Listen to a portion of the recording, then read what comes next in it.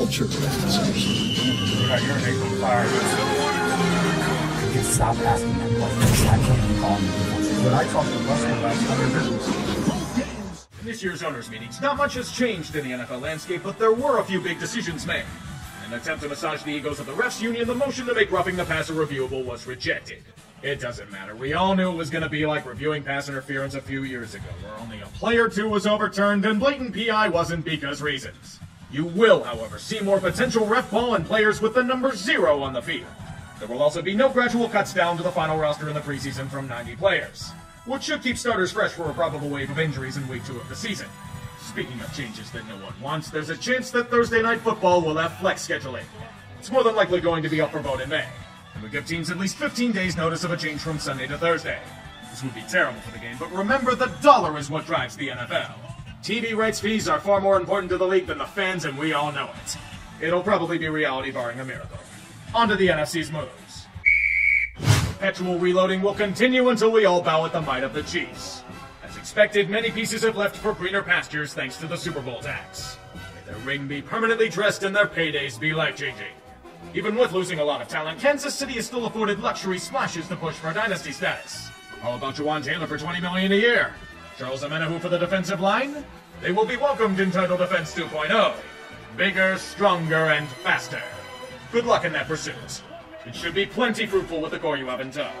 Except for you, Frank Clark. You've been cut. With the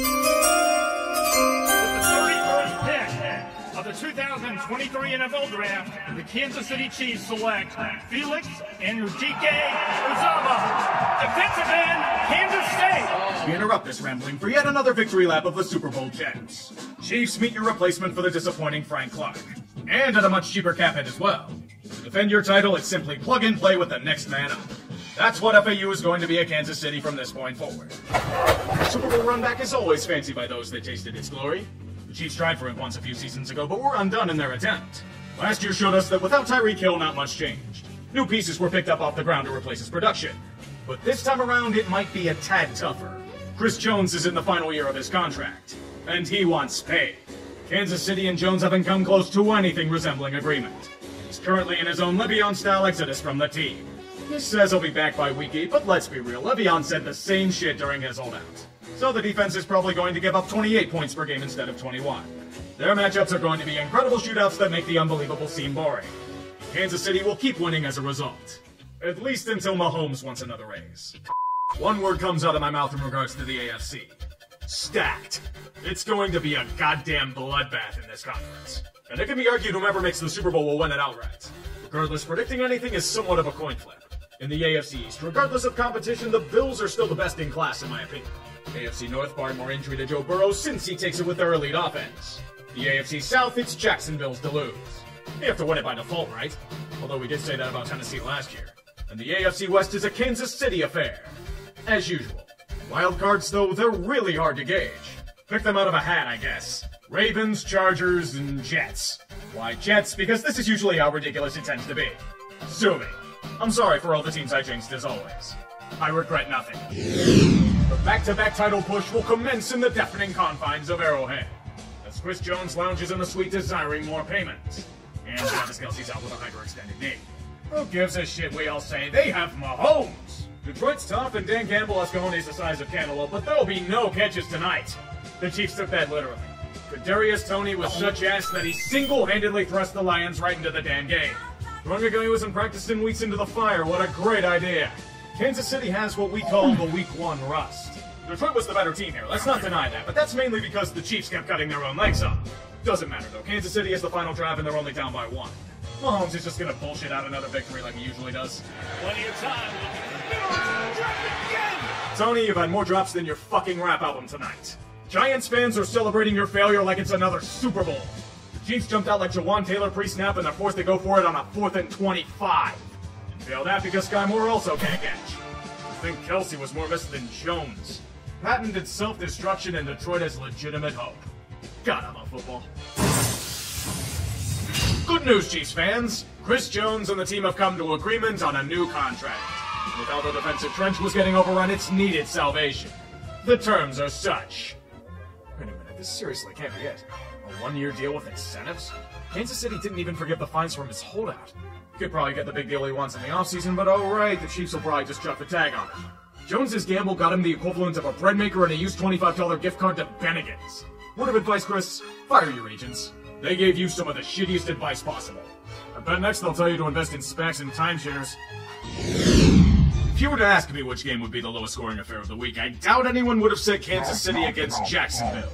As is always said, truth is stranger than fiction. It could be because Chris Jones is back. It could be because the Jags defense is a sturdy unit. It could be because Jawan Taylor lost his greatest superpower. I don't know what was in the air in Duval, but it was an incredibly messy game for both offenses. It wasn't like the Jags didn't have chances. They couldn't do anything. Stymied on so many angles. Even when they get down to the goal line, they get stuffed. The Chiefs still had plenty of struggles on offense without Eric Bieniemy, but their defense held their own. Or perhaps it's just because Calvin Ridley couldn't keep both feet in the end zone. Yeah, it was that kind of game for Jacksonville. Kansas City escapes. I call it as pretty as a burning pile of sludge, but you do what you have to do to win. That's always the goal. Do you know how to make sure you keep winning? By ensuring that Patrick Mahomes stays at the top of the payday food chain. His once record-shattering deal is so 2020. The market's been reset by men like Hurts and Burrow. The Chiefs have to keep up with the Joneses, and that means they have to pay the ultimate Patrick price. A restructure to make him even richer than before. His mega deal squeezed into 4 years with $210 million fully guaranteed. A record for a 4-year deal. See, isn't that nice and painless, Kansas City? We'll see you in 2026 for another record-shattering deal. Everything's got a complete shit, but perhaps things will be better as you're playing the Chiefs. There isn't a fool's chance in hell that I'm gonna believe you'll make this competitive. Don't waste my time, just go. Get out. Step off to the side and let the real teams take center stage. Fox will just show Taylor Swift in the press box for a half before switching away to a different game. There's no point in saying how shit you are because that would involve effort. You boys aren't worth it. Nuke the team like Bears fans want and ruin a new generation of prospects. Justin Fields isn't good, but I feel for that guy. He never had a chance in this shithole. Who's ready for Taylor Swift? Are you sick of her yet? Too bad they'll be adding a T-Swizzle cam next week. There's also a football game happening as well, but this is the Chiefs. They'll run out to an early 17-0 lead. This is when the NFL has a big brain moment. The Swifties watching can't see another meaningless loss. Ref ball must take center stage in all facets. Begin the nudging. This offensive holding that started out of the end zone is now a safety. This is supposed to be a horse collar on the defense? He doesn't even touch the pads. They missed a blatant offensive face mask penalty. This is true gamesmanship. Not to mention the scriptwriters allowed Zach Wilson to not be total booty cheeks. He actually looks pretty good. Crazy to think. Before you know it, the game is tied. Thank you, Patrick Mahomes, for being sloppy as all hell. Now they just need to make sure the Swifties get a happy ending. Did you seriously believe they'd let the Jets win? They'll let the players ad-lib for a bit first. Kansas City takes the lead in the field goal, and Zach Wilson makes the first real flub of his game with a botched snap. Now time to make sure they don't get the ball back. Oh, look over there, a big scramble by Patrick Mahomes on a 3rd and 22 while missing blatant defensive holding on the play. Another 3rd and long for the Chiefs. He threw another bad interception. We can't let that happen. This is defensive holding. This is borderline bullshit. Didn't even throw the flag until the pick was made. For the Swifties watching, this is the golden rule of the NFL. When in doubt, ref ball reigns supreme overall. Robert Saleh can have a conniption on the sidelines all he wants, but he can't comprehend the expert game manipulation on display here. Keep it close and let the team the new fans want to see win. You couldn't write a better script. Except if you wanted any sort of game integrity. I don't know what to make of Kansas City. Are they the world beaters they show against the likes of Chicago? Or are they merely dancing through the raindrops as they've been showing most weeks? It feels like something just isn't clicking optimally in their game. The Chiefs will have these drives where they showcase the talent that's made them champions. And then they'll just sputter and let their opponents claw back into matchups. Being fooled by fake punts to being chipped away by Jordan Addison to fall behind by 3. Even worse, Travis Kelce suffered injury and you have no idea if he'll be back. Here's the frustrating part. The Chiefs snap out of it and start to play quality football, driving down the field slowly but surely to retake the lead. And they would not relinquish it.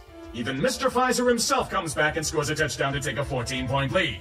Should be over, right? Well, if the Vikings are good for one thing, it's making it at least a one-possession game. They like to drive their fans to the drink. Plus, KC is allowing them to claw back into the affair once again. They're near the red zone now, and 4th down is upon us. The deep ball is incomplete, but there are blatant defensive penalties on the play. Show me the flag. There is no foul for passing the field. No flag? Really? If that isn't Minnesota in a nutshell, I don't know what is. Sorry, kids, all you can do is accuse the league of rigging the game, even though the Chiefs are penalized to all hell. We know it's a hollow reward. Their season's going downhill in a hurry. 1-4 with every loss by just one possession. I expected regression from them this year, but like this keeps up. Both Cousins and Justin Jefferson may be out in the offseason. For differing reasons. Broncos country, let's ride. Standard torture has not been effective in extracting the maximum amount of pain from your pathetic bodies. Your punishment must be amplified. A throwback to last year against the Chiefs will be the next round of torture.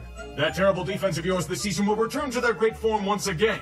Kansas City's struggling offense will continue to struggle as it fails to gain separation and traction. Bafflingly fake field goals? You bet. They'll do everything in their power to get Denver a win tonight, yet there's a catch. This is a throwback to last season. The Broncos' offense will return to how insanely shit they were then as well. Did I really say Russell Wilson was fixed? That may have been a lie. Especially with how the Chiefs' defense is clamping down on him. Only 55 yards of passing in 3 quarters. Are you trying to be this shit, Russ? He's cooking so well tonight you may as well call him Typhoid Mary. Denver, the only thing getting burned is you. As Jerry Jeudy is a useless fuck and Frank Clark played 2 subpar games as he rubs you blind. Kansas City was sluggish offensively, but they did enough to win their 16th straight game against these sad fucks. Remember the golden rule. The ride never ends. It only spins faster and faster until you black out from the G-force. There's a reason why people keep thinking that one fan ESPN kept showing last week was a plant. Because no seasoned Chargers fan would ever show that much emotion. They already know what's coming. Misery, pain. A so-called defensive wizard being repeatedly dashed with a name-brand defense. The Chiefs and Mahomes could do whatever the hell they wanted in the first half. Patrick was on pace to break the passing yard record. It was that bad. Justin Herbert and that offense may be high-flying, but they're trying to run a 100-meter dash against the Usain Bolt of teams. They're not going to win. And even when the Chiefs' offense maxes out their play count, Liquid LA can do nothing with it. They get the gun launched in their opponent's mouth, yet somehow end up shooting themselves in the foot. Chance to score a TD to tie? Not happening. The pass is deflected at the line for a pick. The high-profile defense manages to actually stop Kansas City? Not happening. Kellen Moore's offense suddenly goes flaccid. And don't forget about Chargers special teams, a classic staple of their misery. By the way, welcome back McCole Hardman to the Chiefs. Finally solving the riddle, Mahomes takes them to the end zone and officially kills off their opponent. Eternal frustration isn't just expected for the Chargers. It's tradition. People are starting to shit on Justin Herbert for this year. He's supposed to coach and play defense. He's being Philip Rivers in real time. Another classic staple of their misery. The streak of dominance must continue. Patrick Mahomes has the flu. He will rival Michael Jordan's performance under the weather and become a legend. Little did we all know the Michael Jordan he chose to imitate was the offensive lineman. That dude sucks. And so did the Chiefs. Against one of the worst defenses in the league, the offense held the entire team played as if they had the flu, exposing many systemic and lingering issues that have been hiding in the shadows for weeks. The receivers can't get any separation besides Kelsey.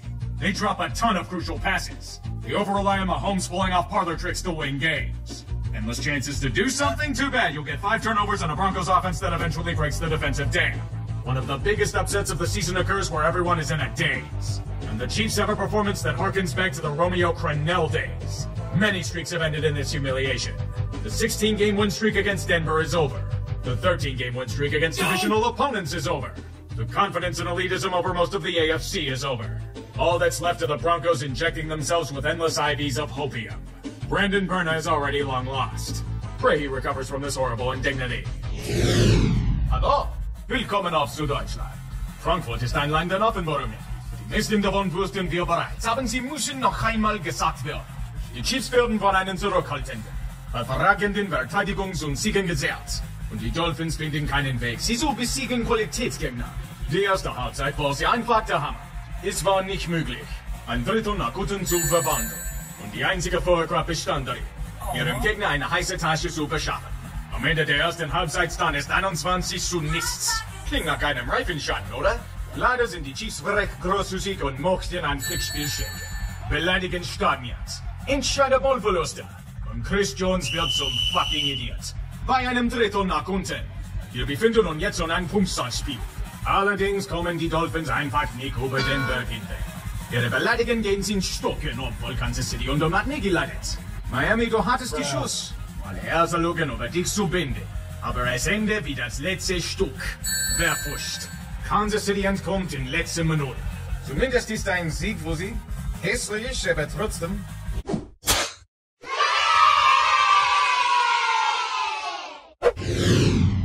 heavyweight bout at Arrowhead, just as the gods had imagined. Both fighters pounding their opponent like the rain pounding the field of play. Only if Kansas City managed to connect on their damn punches instead of giving the Eagles a chance to breathe. Who knew that the Chiefs' defense would be the ones carrying the team? Philly's high-flying attack has been neutralized on all but a handful of plays for the most part. Chris Jones is killing Jalen Hurts, but the offense is killing itself. It's literally a repeat of their Week 1 performance against Detroit. Repeated failures to capitalize on opportunities as they get caught in the haze and only explode on themselves. This receiving core was supposed to be good? All I'm seeing as of late are their favorite kind of candy. Drops. If they had hands, this is a multi-score game. And you can't fuck up like this against the Eagles because, oh, look at that. Philly's finally broken the defensive spell. They've only been doing this the entire fucking year. Good news for them, they swiped the lead away from the home crowd. Down by 4, the Chiefs' offense still goes flat. There's one more chance for Kansas City, yet they're still failing to do anything of note. Yet somehow they will the ball down the field. Losing at home? No, they're going to be dragged to a win kicking and screaming. Good protection, aired out. Valdez Scantling dropped it. I had a witty retort for this colossal fuck-up, but like the Chiefs' receivers, it was dropped. To add insult to injury, guess how the game ends? You guessed it, a dropped pass. Eagles get a 9-1 brotherly shove, and Kansas City is looking as suspect as the hands on their receivers are. Philly still has no consistency, but with implosions like this, the hell needs it? We blew it, Pats. What do you mean, we? You should know by now that we can't celebrate Kansas City's demise when it's so early in the game. So the Chiefs' offense looks awful once again, and the Raiders have a 14-0 lead with Josh Jacobs destroying worlds? Great. It means nothing. Didn't we have close to the same script last year? Josh McDaniels may not be here anymore, but the Chiefs sure know how to put one up on the Raiders. Receiving woes? Not against this lethargic excuse of a secondary, you ain't. Just run the same damn crossing routes ad nauseum. Las Vegas can't stop it for shit, so why change it up? There will only be further humiliation of a team that was supposed to have turned the corner, but it only shows us that the scars of Raider Nation run deep. Marcus Peters has to be a double agent. With how little he gave a fuck, he's being exiled for treason. As the Raider offense is silent after the strong start, the Chiefs get back on track at the very least. And they do it fast. Like Travis Kelce getting to 11,000 receiving yards in his career. On to the next victim.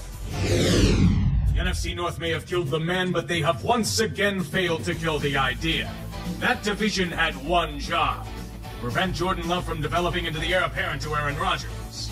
Over the past month, they have failed. Miserably. Jordan Love hasn't just refined his gunslinging abilities as of late, he's usurped the powers of quarterbacking of the franchise QBs before him. Kansas City boasts a strong defense that has quashed many great throwers. Against Love, no such luck. Dissected that ailing unit repeatedly, especially to Christian Watson. It's rare when the Chiefs are forced to try and keep up, but they just can't. Either stuffed in the red zone or Mahomes hurling an inexplicable interception in the fourth quarter. They just haven't been good enough. The Packers have secured an 8-point lead. KC may get another chance, but the final drive must go to ref ball. This is unnecessary roughness despite Mahomes not being out of bounds. This isn't defensive pass interference, what I can only explain is a make-up no call. Isaiah Pacheco decided it'd be a good idea to punch a dude. And I'm over here beside myself as I have to talk about this shit instead of congratulating Green Bay for a job well done. 3 wins in a row and currently holding a playoff spot. We are in hell. Congratulations to the Packers on their future Super Bowl and years of playoff failure to come. We've only got 5 weeks left in the season from hell itself. That means the playoffs are about to be seen as we crest over the hill. And then the race to the finish will truly begin. The AFC is a mosh pit as we all expected. Right now, Miami is the current #1 seed by tiebreaker, despite questions that linger. Baltimore, after their bye week, is slotted at number 2. Kansas City and Jacksonville, after some rough losses at home this past week, are the final division leaders at 3 and 4. The 3 wildcard spots are bunched up, as the Steelers, Browns, and Colts are all 7 and 5. The Texans are also 7 and 5, but the first team out. Denver, Cincinnati, and Buffalo sit on the fringes at 6 and 6, and the Chargers and Raiders are kind of there at 5 and 7. This is the playoff situation, and the madness is only going to amplify. There's only one rule, and sadly the Panthers didn't follow it. Don't get eliminated! After a mess of a few weeks, the Bills will have to face their football kryptonite, the Chiefs. Kansas City is nowhere near full strength due to a lack of hands and Mahomes dancing for 5 seconds before a 360 no-scope, but the rest of the group is as deadly as ever. However, they missed one key component. The Bills are treating this like a playoff game. It kind of is, if we're being honest. Being up 14-0 early will do plenty to confirm it. But then Josh Allen does his standard Josh Allen interception. You take the bad with the mostly good with it. That sinking feeling starts to fester in the bodies of every Buffalonian. Kansas City creeping back into the picture slowly and surely. turning it into a three-point contest with the standard stuff of old. The Bills' offense stalling out when push comes to shove, and the Chiefs fumbling the ball at midfield to kill off their drive. Wait, wrong segment. The Chiefs kicking a field goal to tie the game back up. It keeps happening with the Bills, and it shows that things need to change. Despite Kansas City being nowhere near peak ability, they're finding ways to steal another win. Now the Bills can only do one thing: rely on Josh Allen to bail them out. Does it pretty well, for being honest. Sadly, even then there are times where it isn't good enough to finish the job. Buffalo's forced to kick a field goal. It feels inevitable. Always the bridesmaid, never the bride. KC's doing the thing again. Just put them out of their misery. This is so predictable. There's a flag out of the line of scrimmage as the pass is to an open Travis Kelce, who flings it back over to Tony. My goodness, this is going for a touchdown! Tony really loves ruining the Chiefs' ambitions, doesn't he? You'd think for all the smack he's been talking to Giants fans, he'd want to back up his claims. This is merely offsides. Dude's so far past the line, he's in fucking Kansas. Good going, dumbass. You just cost your team the game again. And he's more than earned himself a co-sheriff walkout of the week. Do you know how hard that was to do in this stretch? Patrick Mahomes wants heads delivered to him on a spike. Spoiler alert, it's not the refs he should be after. If I'm a Chiefs wide receiver, I'm running for my damn life and living under an assumed name. Their stone hands and brains have allowed the Bills to save their season in a situation they've never won in before. We're seeing a team melt down in real time. The bitching and moaning continues into the night for a blatantly obvious penalty that nearly everyone agrees was justified. Even the ref secretaries was in Colorado. Their ascension to the new Patriots of the NFL is complete. We need some Camembert or Roquefort to go with this vintage wine. Well, this is gonna take a bit to sort out. Scriptwriters are generating so much hope that it could power a small town for years on end. A mediocrity carousel that'll make your head spin. The age of upsets brings us endless mosh pits. In the AFC, the Ravens seem to be the only team capable of separating themselves from the rest. Miami had a chance to match them, but they choked and are stuck at number 2. But that's only because the Chiefs and Jaguars have been in a state of freefall as of late due to a variety of reasons. The first wildcard spot standing alone are the Joe Flacco-led Cleveland Browns. Gotta love overcoming adversity. Speaking of adversity, the Steelers have self-imposed it on themselves, yet are somehow bullshitting their way to the 6th seed. Even zanier Indianapolis holds the final spot by tiebreaker. It's a 6-way tie for 2 spots. The Texans, Broncos, Bengals, and Bills are alongside them fighting for a chance to move on. Welcome to the mess, kids. We've got 4 games left. Only 1 spot's been clinched and 2 teams are out. Buckle up. Keep your hands inside at all times. And one more thing. The Chiefs, like their receivers' hands, are suspect as all hell, but we won't get a real gauge on them until January. To call their schedule soft to end the year would be an insult to Charmin. All Kansas City can do is take what's in front of them and smash it to pieces. Who knows, maybe they'll simply throw everything to Rashee Rice. He's the only receiver that's somewhat dependable right now. We got a rare Clyde Edwards-Helaire sighting. It never felt like a contest. You say the Patriots are keeping it close at half, but they're no true threats. It's because any fumble they recover will be undone by a defensive holding penalty. When in doubt, remember Bailey Zappi has at least 1 really bad interception he throws a game. Hey, dude's gotta hit his quotas. Kansas City didn't even look to be world-beating. Oh, Kadarius Toney was talking shit about the refs for his obvious fuck-up last week, yet is repeatedly fucking the ball like it's his girl. The Chiefs don't deserve anything, but there's somehow a chance they end up with the number 1 seed. I swear to God, if that happens after all the shit they pulled this year, another tick of the clock has passed. While several teams have secured tickets to the dance, there is so much more at stake in this final stretch. The first seed in the AFC is all but Baltimore's the game. Barring a sudden skid, they'll be getting a needed first-round bye. Miami and Kansas City have a chance, but will need a lot of help for it to happen. The AFC East is still in contest, mostly because of Miami's jump. If the Dolphins lose these next 2 games and Buffalo wins them, it would set up a Week 18 clash for all the marbles. The AFC South is the next premier destination. With Jacksonville's recent slide, there's a 3-way tie for the title. However, the Jags still control their own destiny in this regard. The Texans and Colts have roughly an even chance of claiming it for themselves. The wildcard situation is still murky. Cleveland's win has all but guaranteed them a slot, but there's still a 4-way tie for 2 spots. Cincinnati's still rattling off wins, Indy and Houston are defying logic itself, and the Bills are coming in red hot. Pittsburgh and Denver are all but out due to recent defeats, but still have an outside chance. I wish you all good tidings and safe travels in this final week of 2023. Christmas season is hectic, but these holidays get more special with age.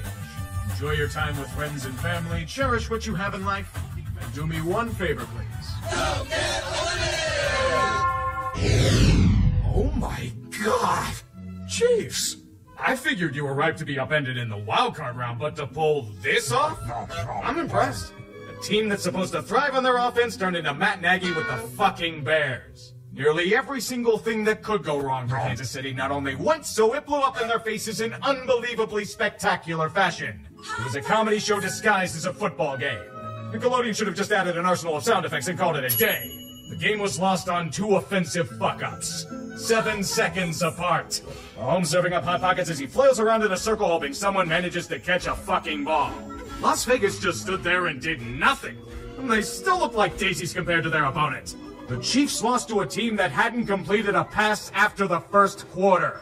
The Raiders didn't even have Josh Jacobs. Zamir White ate them alive. Everything shit the bed for Kansas City. Even the training tables buckled under the pressure.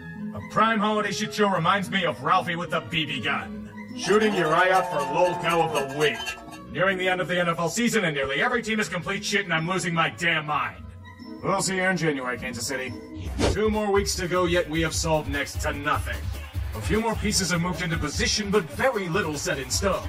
2 teams clinched, 2 more eliminated, yet there are still 10 more teams that need to be cut off from the pack. Only 2 real contenders remain for the #1 seed in the AFC. Baltimore and Miami. Conveniently, they play each other next week. The winner of that matchup likely decides the first round bye. Yet Cleveland's still got a very slim chance to claim it. I don't know how, but life is strange like that. The AFC East has no change, but Miami clinches it with a win or Buffalo loss. And the other outcome will set up a Week 18 matchup for the crown and its spoils. The AFC South might be the real tank division. Everyone lost. Same scenario as last week, with Jacksonville still somehow controlling their own destiny. Don't fuck up against Carolina. The wild cards are still a hot mess. Cleveland is all but a given, but Buffalo has escaped certain humiliation with a strong run of form. The 7th seed from hell is still Indianapolis's domain. But the Texans, Steelers, and Bengals are clinging on to their rear bumper. Denver's devastating losses all but knocked them out of contention. Yet the Raiders are defying life itself. You tell me how that is. We have 2 weeks left, and the purge will shortly commence. Make your preparations now, for there will only be one phrase chanted throughout the land. Don't get eliminated! Much anticipated rematch of the AFC Championship game has lost a lot of its luster. Cincy season has been lost due to Joe Burrowing away for winter. The Chiefs are just dropping everything in sight. Hands of stone are a failing heart. Pick your poison. Despite what the Bengals try to do, they are cursed by the hallowed grounds of Burrowhead. With a 10-point lead in the second quarter and all the chances in the world, the offense just goes flat. No pulse. Dead in every sense of the word. Kansas City's offense is a total fucking mess, but it doesn't matter when their defense is destroying worlds. Especially near the goal line. Who knew that it'd be the Chiefs' offense getting carried? Cincy wishes that were them, but under the slow, foreboding trail of the road, Harrison Butker's leg cuts away at that lead like a knife through butter. 6 consecutive field goals to put the game all but out of reach. An 8-point lead feels insurmountable, and their final drive all but proves it. Jake Browning's a nice story, but he isn't Joe Burrow. To be fair, I don't know if Burrow would have helped here. As their offensive line reverts back to 2020 form, their season sacked in the process. Like all ambitions, the Bengals season falls to waste. Thank you. Cincy was on life support, but Kansas City didn't catch that. Like a lot of things. They won the AFC West by default in spite of themselves. Just take it and fuck off.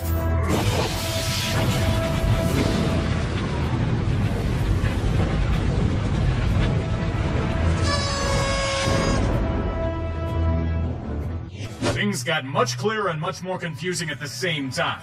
I don't know how that's possible, but we must accept this chaotic landscape known as reality. There were some clinchings, however many scenarios must be cleared up. The AFC East is still in play. Miami's loss and Buffalo's win, it sets up a winner-take-all scenario where both teams have everything to play for. Miami will make the playoffs regardless, but Buffalo can still miss with a loss. The difference between the #2 seed and potentially going home.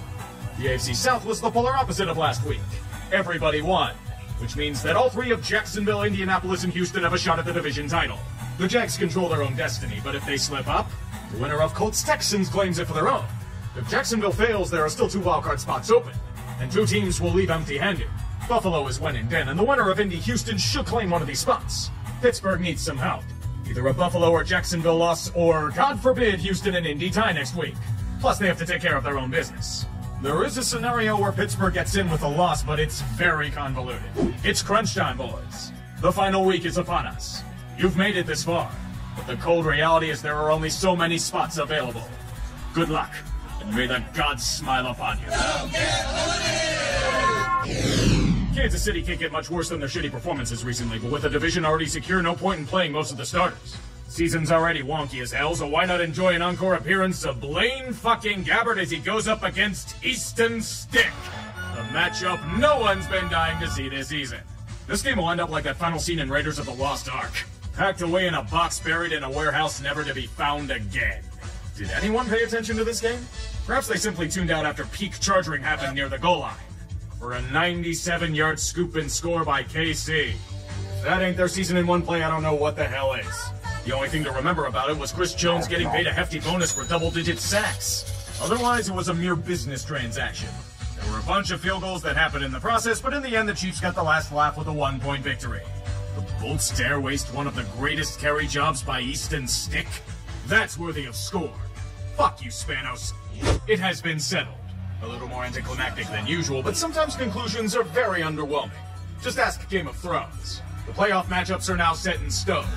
The AFC Baltimore gets a first-round bye to go up against the trainees from Police Academy. Buffalo somehow secures the second seed and a probable first-round bye since they're playing Pittsburgh at home. I'll laugh hysterically if they blow it. Kansas City managed to at least catch a third seed against Miami, with Tyreek Hill is returning to where he honed his craft for years. Houston, in the shocker of the year, wins fourth seed. They'll be taking on Cleveland in the Deshaun Watson Bowl. Fortunately, without Deshaun Watson. The NFC is just as trashy if we're being honest. San Francisco gets first-round bye. Leading off the bad news bears, Dallas secures the second seed. And a matchup against Green Bay. No bad experiences in previous playoff matches there, I'm sure. Detroit gets third seed in the ultimate revenge match. Matthew Stafford coming home to lead the Rams against them. The winner of Tank Division, in spite of themselves, is Tampa Bay. They'll have a legitimate chance of winning since the only thing Philadelphia can beat is themselves at this point. Prepare yourselves accordingly. This year's been a shit show and I anticipate much more of the same in the playoffs. Take care, and I'll see you for the haters guy. This season was an acid trip. Instability and wonkiness in nearly every game imaginable. The year of the backup quarterback. In some cases, the third stringer. Or further than that. The Shield wants to squeeze every dollar it can out of the game, and it's showing in the quality of play. Every team sucks, everyone's a fraud, the league's product is shit, and there are only about 2 or 3 teams that might be competent. Endless trash abound. Let's put the victims on stage and roast them over a fire. There are Super Bowl hangovers, and then there's this. The championship run back and hype aplenty relegated to the press box next to Taylor Swift. Is there any chance she can play split end? Perhaps she can be the most reliable asset there. We are in a topsy-turvy world. The defense is carrying the Chiefs to relevance. Let that sink in for a moment. A team with a supposedly great offense is highlighted by Chris Jones wrecking shit and L'Jarius Sneed speed and C. The rest of it is a completely unwatchable sludge pile. This team's assets are Patrick Mahomes 360 no-scopes hoping to God his receivers catch COVID and angry runs by Isaiah Pacheco. Andy Reid is stress-eating cheeseburgers on the sideline because this offense can't do a damn thing 80% of the time. Know what you're hearing? Chicago's celebrating because Matt Nagy's butchering yet another offense. Maybe if they're lucky, Kadarius Toney and MVS will get their hands cut off. Their appendages would be the only things they drop. If not, it'll be like scheduling a wedding 2 days beforehand in July. Good luck with the reception. When you reach that final gauntlet, you have to find that extra gear. Despite how it may look on the surface, considering this year's been full of unpredictability on any given Sunday, I'm expecting some rather unusual results. I look forward to the memes. And yes, I know none of you are looking forward to this next segment. So who do I curse with the jinx this time around? Should be easy, but I'm starting to overthink this because why go after the obvious picks? It feels like it's bait. I don't know why, but it's gonna lure me into a trap. Knowing how every team is glaring flaws, I'm just gonna say Cowboys versus Chiefs. Why? Because nothing makes any goddamn sense. Just roll with it. I'm trying to as well, boys. 2 words best describe these playoffs. Fuck you. Fuck your feel-good stories. Fuck your narratives. And especially fuck likability. That shit doesn't get you to the promised land. Wins do. It's been a playoffs full of blowouts and humiliation, but it marches on all the same. Nearly everyone's pissed at the outcome. You know what to do. Start mining salt. January football is a spectacle, where heroes and legends are forged in the cold while the defeated drift away in an unforgiving wind. Even when blowouts are the name of the game, we yearn for classics that will live on in our hearts. Or nightmares. In Buffalo, 2 heavyweights enter the frozen tundra to square off for such superiority again. On one end, the Kansas City Chiefs. Their hopes of title retention are still intact, albeit lacking hands to catch anything that drops from the air. A team being led by its defense. A rock-solid unit that stifles most attacks in their tracks. be it by quality scheming or the power of their front four. They also have impressive talent on offense. Well, if they don't develop stone hands at the most inopportune times. There's a reason why this is Patrick Mahomes' first road playoff game in the AFC, and it isn't due to Taylor Swift watching from the press box. Although her vibes could have thrown off Miami last week. The Dolphins were dead men walking anyway. Now they must travel to an environment more harsh than the one they faced last week. Circling the team wagons come the Buffalo Bills, a franchise desperate to break through the imposed second-best ceiling. If they can do that, their upside is enormous. The ability is there to do so, especially with Josh Allen at peak ability, but they keep running into obstacles. Underachieving, injuries on defense, a searing hot seat for Sean McDermott, and Stephon digging his way out of the organization. Or is that the city of Buffalo digging their way out of another snowstorm? No matter the cost, everyone must go into the pit. They got all but a bye week against Pittsburgh in the wildcard round. You know, the whole they played hard thing, but Buffalo wasn't interested in pulling a Dallas. They need revenge. We know what happened against these teams a few years ago. The shootout at Arrowhead, 13 seconds, the scapegoat known as the coin. They all must vanquish. Bills got a taste of glory in the regular season. Kadarius Toney happened. And then the Chiefs just had one massive temper tantrum. The Bills haven't lost since that game.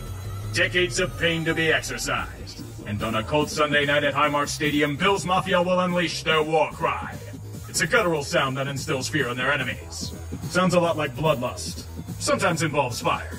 They yearn for flesh. When gods give them this feast, it will only be unraveled as the home team receives ball first. It will begin with a perilous fumble, but is wisely batted out of bounds by Dalton Kincaid to prevent further damage. Just a 10-yard penalty that forced Buffalo into a bind. But Josh Allen isn't one for standing idly. He's transforming into fire god form. Roping a backwards lateral that might not have been backwards gets them a 4th and 1. And the bold Allen converts it as the stadium comes alive. The Bills chipping away at the Chiefs' defense, mauling their front seven for steady, consistent gains all the way to the red zone. Then it's just batted at the line and stalls out. A field goal's not optimal, but it forces Kansas City to respond in kind. There's only one problem. The Bills are out of linebackers. Matt Milano and Terrell Bernard are out, and it's showing in how Mahomes and company are dicing them up to start. However, the defense bends but doesn't break, forcing Kansas City to a field goal in the great game of chess. We just assumed the kick was good. The camera angle was suboptimal. Continue more relentless crushing of the Chiefs' defense with methodical offense. It's not anything special they're doing, simply well-executed fundamentals and straight-up beating their opponent to a pulp in the trenches. Besting their opponent in both technique and willpower. The textbook example of quality play. Rewarding those that perform well with a seamless touchdown. All of Buffalo is about to burst at the seams. Victory is a possibility now. About 95% of the football world desires it for the Bills. But KC won't go down quietly into the night. They will do everything they can to make Buffalo's life a living hell, but can they score touchdowns? That's the question. And on this drive, they cannot. It forces another field goal. Buffalo can forge ahead to take a 2-score advantage. Yet they can't. It's the first fun of the day for either side. And you know what that means for Kansas City. A punishing drive because the Bills are injured to hell on defense. This time, though, it's a broken coverage leaving Travis Kelce wide open in the end zone. Leading us to the sight we all want to see on our television. Jason Kelce. This is peak man. By God, what a specimen. Oh, if I were a switch hitter, the things I would let that man do to me. Did I say that out loud? Time for another rumbling of the wagons in Buffalo. The spirit of Peppa Pig fuels them in their quest. Mostly because they threw her into the pit before the game. In related news, pork sandwiches are plentiful at Highmark Stadium. They will feast on them like the Bills are feasting on this paper tiger of the Chiefs' front seven. This unit was supposed to be good. They're all but bully-balling them. Bullets to the head all the way to the end zone and a retaking of the lead. And that alone will be enough to take us to halftime. The smell of blood isn't just in the air, it's being intravenously absorbed by every Bills fan in attendance. An orgy of destruction and mayhem. The burning of Alexandria and all the knowledge within. As has always been written. How will the Chiefs respond in the second half? MVS can catch a football? I thought that was deemed illegal in Week 17. Patrick Mahomes will do the rest. I don't care if he led them on the touchdown drive. I'm still in shock that MVS didn't drop the damn pigskin. Oh no. Bills, you have to keep pushing the offensive attack if this is the case. There's no Kadarius Toney to bail you out this time. Thank the gods that it's still coming to a head. The rule of the game, score touchdowns. Getting down to a goal-to-go area, yet seemingly stalling out. 2 plays stuffed at the line, followed by a delay of game penalty. Buffalo needs a bailout in the worst way. Holy shit. Jesus Christ, piss missile right into their soft underbelly. Jerry Sneed hadn't given up a touchdown all year and that happens? This is the kind of magic that Buffalo needs to overcome their demons. And this place is exploding in all but the literal sense. The only thing that can quell this madness? Another catch by MVS? Okay, script writers, this is getting quite ridiculous. You can stop with the bullshit now. It's just hit the fourth quarter and MVS has 2 big receptions? Oh god. The Chiefs have the lead again, and the Bills got 3 and outed. Well, as long as they don't do anything stupid, like fake a punt at their own Really? A fake punt to DeMar Hamlin? Earth to Sean McDermott. There's aggressive and then there's being aggressively stupid. That decision may have left the team legally dead on the damn field. With Isaiah Pacheco pushing the Chiefs near the goal line, they can bury them here. Here's the toss. It's Hardman. And Hardman is stopped just short. Hey, the ball went through the end zone. Oh my gosh. Pacheco's been gashing this team to dust and you're running exotic plays to McCole Hardman? He's had the ball twice today. And he's fucked the ball the same number of times. This one for a touchback and Bills first down, the greatest defensive advantage in the game today. It's getting nerfed in the offseason because of this, isn't it? God forbid the defense is a perk in the modern game. The Bills tried to take advantage of it, but like this pass by Josh Allen to Trent Sherfield, it's not corralled in time and they're forced to punt it away. Their defense is going to have to hold. And they do for a 3 and out. Buffalo's not gonna like this at all. A penalty that may not have been a penalty yet gives the Chiefs a first down. Was the ball even out of Mahomes' hand at the time of contact? They're not beating the rigging allegations, NFL. Be thankful that KC could do nothing with it, or else this city would have burned to the ground. Speaking of burning... Dan launches one long for Diggs. Oh, through his hands. Stefan, dude, you've been talking so much shit about how you need the ball in your hands. You get a missile delivered right to your breadbasket and you drop it. That's gonna get you a one-way ticket out of town, buddy. The fortunate thing is that the Bills don't move the ball with precision. There's plenty of time left, but they have to use as much of it as they can. The best defense against Mahomes is keeping the ball out of his hands. 3rd and 10 at their own 43 is perilous, but it gets even more so. Josh Allen fucks the ball. Dalton Kincaid's quick thinking once again prevents most certain doom, fortunately, and the Bills escape their own incompetence. On the ensuing 4th down, certainly not incompetence by Khalil Shakir. It's a life-saving first down. Time slowly ticking away, and the fire god slicing this defense all the way to field goal range. Yet there's a problem. Trying to go for the home run ball when they were hitting singles and doubles. 2 deep shots go awry and it forces the field goal to try to tie the game. Tyler Bass is money in these situations, and this is all but a chip shot for him with the wind at his back. The game on the line, he will. 44 yards, Bass. No, he doesn't make it. It happened again. More pain to go on top of the mountain of brutality.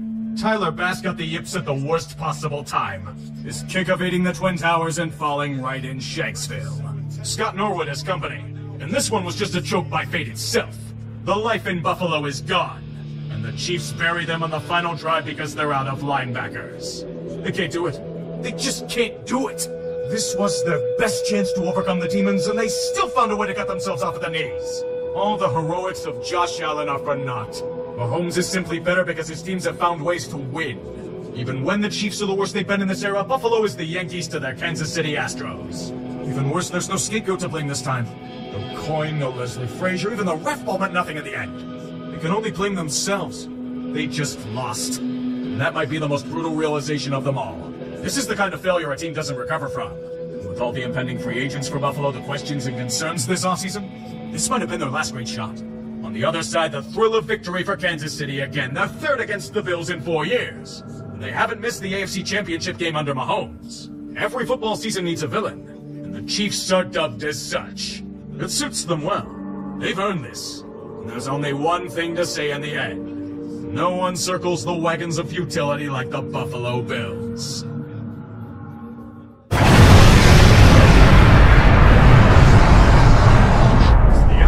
Really all that different from the NBA?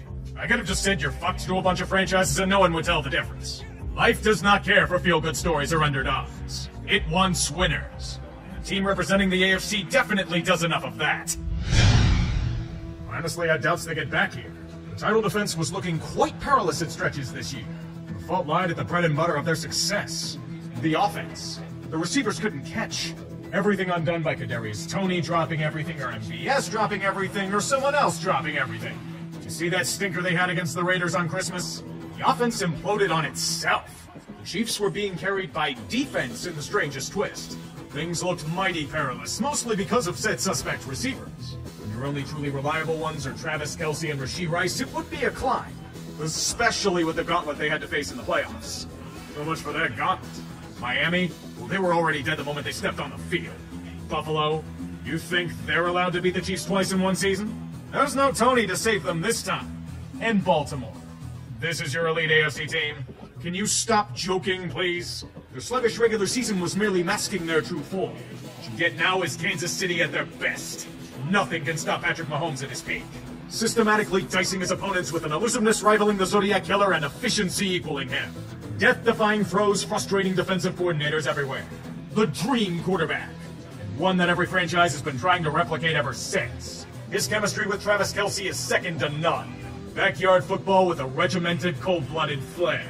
When they're clicking, no scheme nor personnel can hold them back. If that isn't enough, you get Isaiah Pacheco breathing down your neck. Okay, breathing isn't the right term to use. More angrily running you over until you're dust. On the receiver front besides Kelce, it's a committee. Rashee Rice is the most reliable one of the bunch. But Marquez Valdez-Scantling has come up clutch in big moments the last two games. There's also Justin Watson, Noah Gray, and Sky Moore to be looked at as depth. Also, perhaps he who shall not be mentioned. Whether he is really injured or not. Good lord. Behind what is still one of the strongest defensive lines in all of football, they still have the upside of a champion. But the real surprise has been in their defense. Steve Spagnuolo's unit has been the heartbeat of Kansas City, and their front four has been a catalyst. It suffered a serious blow with Charles Omenihu being out with a torn ACL. But when you still have Chris Jones wrecking shit, you don't need much else. Flanked by George Karlaftis, Michael Donna, and Derek Nottie, there will be a force for the real threat. Their pass defense. One of the best in football. And a nightmare for opposition everywhere. Their linebacking core, a balanced machine of Willie Gay, Nick Bolton, Leo Chenal, and Drew Tranquil. Their secondary, welcome to L'Jarius Sneed Speed and Seed. A shutdown corner of shutdown corners. Only one touchdown surrendered all season. And Trent McDuffie doesn't get much easier to pass against. At safety, Justin Reed and Mike Edwards are back from last year, along with a chorus of depth pieces that will turn the tide. Do you remember when people felt Kansas City was an underdog? A likable bunch breathing fresh air into the NFL? Public perception can change on a dime. 4 years after their first ascension to the big dance in 50 years, only one word is at the tip of their tongue. Dynasty. 4 Super Bowl appearances in 5 seasons with potentially 3 titles to show for it? You're reaching that territory now. The chance to be spoken about as the team of the decade. Just like the Patriots that had lorded over the AFC before. All you're hearing now are the grumblings of fans having to watch Taylor Swift for 5 seconds at a time in a suite. The NFL is salivating at the money they'll print. The Chiefs have emerged as the new villain of the league. And they should embrace that mantra. Remember the decades of failure and futility before this moment? Take every victory you can. You've more than earned it. And you never know how long it's going to last. But before they even consider that option, they'll have to get through a foe they've once bested. It's been a long road for the Niners. Since their gut-punching loss to these Chiefs in 2020, they've suffered setback after setback. COVID year had them devastated by injury to the entire organization, including their home stadium. 2021 had them go on a magical run, but were devastated by their inferior brethren down in LA. 2022 was their best shot despite the endless injuries. It was undone by both quarterbacks suffering injuries against the Eagles. Every chance undone thanks to elements mostly out of their control. But even then, expectations were sky high for San Francisco this year. It was their all-in push. Every weapon at their disposal, the best of the best at nearly every position. Their regular season was domination on a grand scale. For the most part. Injuries to Deebo Samuel and Trent Williams led them on a 3-game losing streak. But they got back to dominating. For the most part. Even for their incredible talents, they've been dancing through an insane amount of raindrops this postseason. They had to come back to barely beat Green Bay, a team they should have thoroughly crushed on paper. And then Detroit. It got ugly at first. Very ugly. Unfortunately, they turned on the Jets, the Lions self-destructed, and the rest is history. It also means one thing. Kyle Shanahan was able to win from behind. That's been a sticking point of his. A field general like Brock Purdy, it comes from unexpected sources. The future wasn't supposed to be him. Trey Lance was being groomed for the role. But in comes Mr. Irrelevant himself and takes control of their many weapons that Bledsoe him to oblivion. His role in the offense is nothing crazy. Keep it simple, minimize mistakes, take advantage of what defenses give him, and allow the skill players to shine. Those skill players. Oh my. When you start with Christian McCaffrey, things are good. The question when trading for him last year was, would he stay healthy? I'd say that answer's been a resounding yes. The solution was being free from Carolina. Behind him, Elijah Mitchell and the last great fullback in Kyle Juszczyk spell him off. God bless Kyle Juszczyk. That is all. Deebo Samuel should also be blessed. His rise in 2019 has remained unabated. He's one of the major catalysts of this offense in so many ways. He's not the only receiving option either. Brandon Ayuk was looked at as a great option that needed his breakout, and he's more than certainly got it. There's also a little-known tight end named George Kittle who destroys worlds like Kelsey does. He's pretty good in his own right, if I say so myself. We must discuss Trent Williams on the offensive line, though. He's the real key to this offense. When he's injured, the offense vanishes to nothing. That's not slighting the rest of their O-line, but it goes to show what Williams means to them. Their defense, meanwhile, has had some injuries, particularly to Talanoa Hufanga, but it's still a devastating unit. That defensive line, Nick Bosa, Eric Armstead, Javon Hargrave, Chase Young, even Javon Kinlaw and Cleveland Farrell quality depth pieces for a line ready to crush all foes. But wait till you get to their inside linebacker core. Fred Warner is one of the best off-ball linebackers in the league by a country mile. A well-rounded monster hearkening to the days of Brooks and Urlacher. If you somehow get past him, Dre Greenlaw's just gonna deck you. See for yourself. There's one thing their secondary's great at, it's forcing turnovers. Remember Javarius Ward, Kansas City? He's the 49ers' main corner. After him, you've got Dylan Noor, Isaiah Oliver, Jair Brown, and Tashawn Gibson manning the fort. It's a truly mixed arsenal of hell for opponents. As you can see from the Niners, these chances aren't to be taken lightly. They figured after blowing it 4 years ago, a return to the Super Bowl was forthcoming. It hasn't been that easy. Things have most certainly gotten in the way. And they know that with the hounds of competition at their door, another shot isn't guaranteed. The last time these two teams met, it ended Andy Reid's long-standing title drought as a head coach. Perhaps it's Kyle Shanahan's turn. The ghosts of 28-3 have still not been slain. With the weapons at his disposal, this is his best chance to overcome that horrific demon. We now get the Super Bowl that roughly 90% of the football world hates. But it's a hate that both fan bases embrace. They are the ones at the top. They will flex on those that see. And all we'll see are Swifties that infest the gridiron. It's the championship matchup we deserve for our arrogance. When will we learn not to gatekeep this beautiful game? The thing with my jinxes is that they seem to curse only one team for the most part. Dallas suffered the most hilarious defeat in recent playoff history, while the Chiefs made it all the way to the dance. Honestly, trying to use logic and predicting things blows up in my face, so best to just go on vibes. On paper, San Francisco should win this game, but in reality, it's going to be the Chiefs that win. The reason why is simple. Because fuck you. It's perfect for this gut punch of a season. Then Taylor Swift reveals herself to be a hive demon and needs Travis Kelce to father their young. That oddly sounds about right. What do you do with a team that can't win the big one? What do you do with a man that can't escape his own demons? What do you do with San Francisco? They were the chosen ones. Crowned as the contender of the NFC for what seems to be time eternal, only to fumble it away at every opportunity. Either coming up just short of the goal or being decapitated by a wave of injuries. Simplest explanation, the Niners are perennially cursed. All you need is one example. Dre Greenlaw, one of their core defensive players, suffers a major injury early on. And it's not during a play, but by going onto the field after a punt. Shades of Bill Gramatica injuring himself after a kick. That is San Francisco. Undone by elements out of their control or an ill-timed faux pas. They can have no joy. They can't even hold the record for longest field goal in Super Bowl history without Kansas City one-upping them. Whatever they try to do, Kansas City is simply better. And this was supposed to be the year to beat them. They looked weak throughout the season. Their underbelly was exposed. Their offense was a complete mess, being bailed out by defense and their opponents imploding on themselves. Yet San Francisco couldn't do it. Travis Kelce was yelling at Andy Reid in the sidelines, and they still couldn't do it. They're Buffalo with better PR, consistently botching key opportunities thanks to an inability to overcome the Chiefs' defense. Most agonizingly, the few mistakes they made were brutal in scope. Undone by a blocked extra point and a muffed punt. Their special teams doomed them. Thanks to those two plays, everything will be overthought and analyzed to hell and back into the football equivalent of Deus Ex Machina. Can't even call Kyle Shanahan a choker. He didn't even do that much wrong.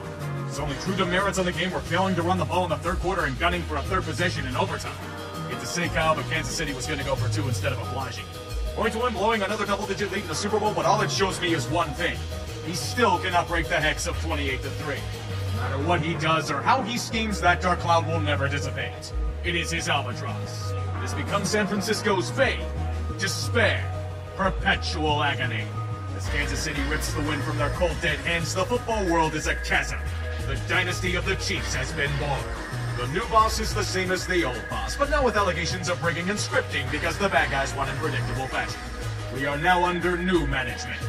San Francisco has failed to break through once again. While they should have one more year to push until the Purdy go comes due, everyone's somehow going to get injured again, and they'll fall well short of the goal. That's just how things work for them. Bang, bang, Niner gang. The bang is them falling to their death. Reaching the pearly gates, there will only be the worst-case scenario for football fans. 2 rings for Kadarius Toney. San Francisco is gone now. That was for the good of all Americans.